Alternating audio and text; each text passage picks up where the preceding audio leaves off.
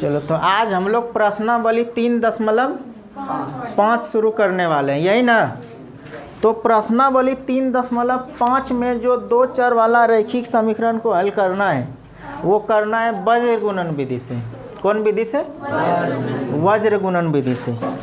और वज्र गुणन विधि से हल करने के लिए समीकरण को वज्र गुणन विधि का एक फार्मूला आता है, उस फार्मूले को हम लोग को जानना होगा तब ना बनाएंगे, तभी सवाल बन पाएगा।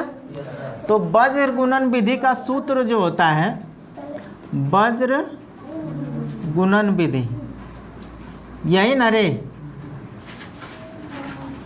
मान लेते हैं कोई समीकरण ले लो, कोई समीकरण क्या? दो चर वाला रैखिक समीकरण का व्यापक रूप। 2 चर वाला रैखिक समीकरण का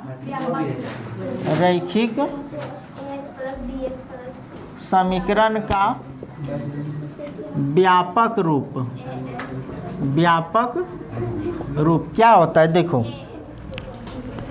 a1x plus b1y plus c1 बराबर 0। ये समीकरण 1 हुआ, ये समीकरण।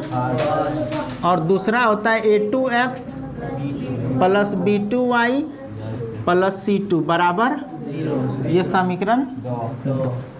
फिर से देखो 2 चर वाला रैखिक समीकरण का व्यापक रूप जो होता है वो होता है a1x plus b1y plus c1 बराबर 0। इस समीकरण 1 हो गया। दूसरा होता है a2x plus b2y plus c2 बराबर 0। जहाँ a1 b1 c1 क्या है? संख्या है। जहाँ a1 b1 तथा c1 क्या है? संख्याएं हैं, यही ना। इससे भी अगर नहीं समझ में आ रहा है तो पूरा समीकरण लिख देते हैं।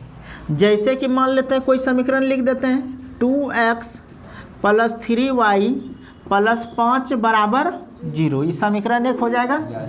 अब दूसरा 4x प्लस 5y प्लस 7 बराबर 0। ये समीकरण 2।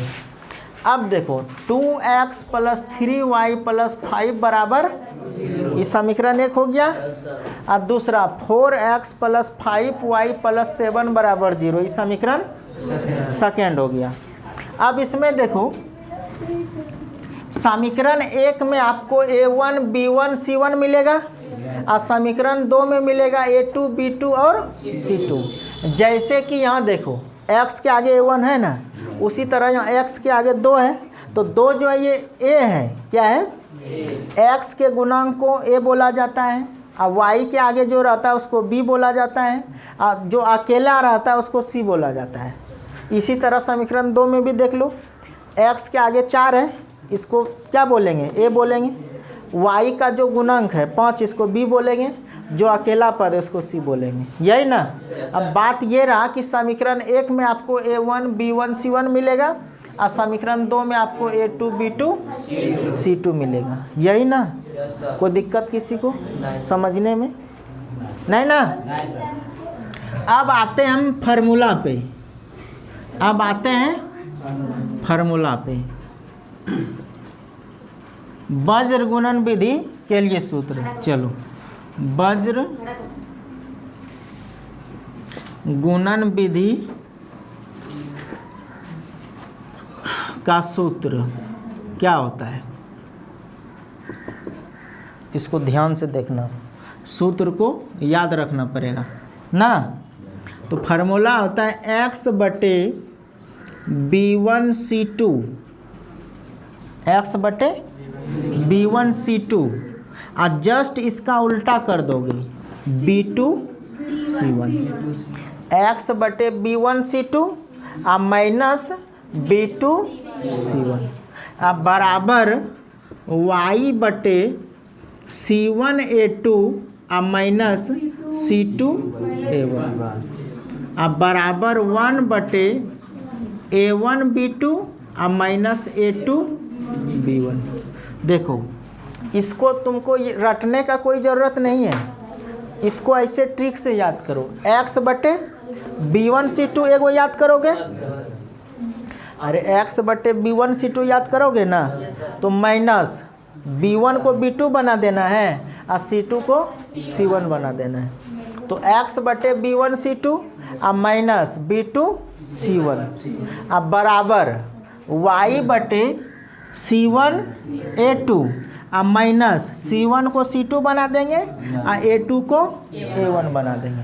तो y बटे C1A2 और माइनस C2A1 अब बराबर, इसको खाली AB भी याद रख सकते हो, अरे A1 B2 है ना, तो इसको खाली AB माइनस AB, तो A को A1 और माइनस B2 और माइनस A2 B1। ये फार्मूला है वज्र गुणन विधि से बनाने के लिए। इसको तुम लोग उतारो पहले, उसके बाद हम लोग क्वेश्चन स्टार्ट करेंगे। कोई दिक्कत किसी को नहीं ना? ठीक, उतार लिया, मिटा दें।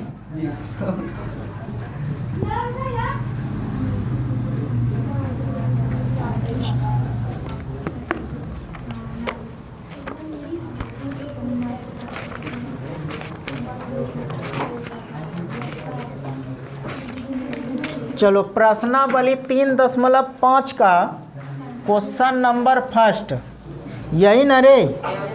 क्वेश्चन नंबर 1 है कि निम्न रैखिक समीकरण युग्म में से किसका अद्वितीय हल है, किसका कोई हल नहीं है, या किसका अपरिमित रूप से अनेक हल है। अद्वितीय हल की स्थिति में उसे वज्र गुणन विधि से हल करें, यही ना? फिर से क्वेश्चन सुनो। क्वेश्चन नंबर 1 कहता है कि निम्न रैखिक समीकरण युग्म में किसका अद्वितीय हल है, किसका कोई हल नहीं है और किसका अपरिमित रूप से अनेक हल है, यही ना? जिसका अद्वितीय हल होगा उसको बनाना है वज्र गुणन विधि से। जिसका अद्वितीय हल होगा उसको कौन विधि से बनाने बोलता है? वज्र गुणन विधि से। तो सबसे पहले हम लोग को क्या करना होगा, समीकरण को लिखना होगा, फिर उसको जांच करना होगा कि इसका अनेक हल होगा कि कोई हल नहीं होगा कि अद्वितीय हल होगा, यही ना? तो समीकरण को सबसे पहले लिख देते हैं, x माइनस 3y और माइनस 3 बराबर, समीकरण फर्स्ट ये हो जाएगा। अब दूसरा है 3x माइनस 9y और माइनस 2 बराबर समीकरण सेकेंड। अब पहले इसका जांच कर लेते हैं, यही ना? तो जांच करने के लिए क्या करेंगे, A1 जांच करने के लिए हमको A1 B1 C1 चाहिए, A2 B2 C2 चाहिए, और इस समीकरण में मिलेगा A1 B1 C1 A2 B2 C2 समीकरण में मिल जाएगा। चलो तो A1 बराबर कितना होगा, x के गुणांक को A1 बोला जाता है, और x के गुणांक कितना है, अरे x के आगे कुछ है, कुछ नहीं तो 1 होगा, तो x का गुणांक कितना हो जाएगा, यानी कि A1 का मान कितना हो गया। अब आते हैं B1 पे, B1 बोला जाता है y के गुणांक को, और y का गुणांक -3 है, तो B1 का मान कितना हो जाएगा, -3। और C1 जो कि अचर पद होता है, अचर पद ना, अचर पद कितना है, -3, तो C1 का मान कितना आ गया, -3।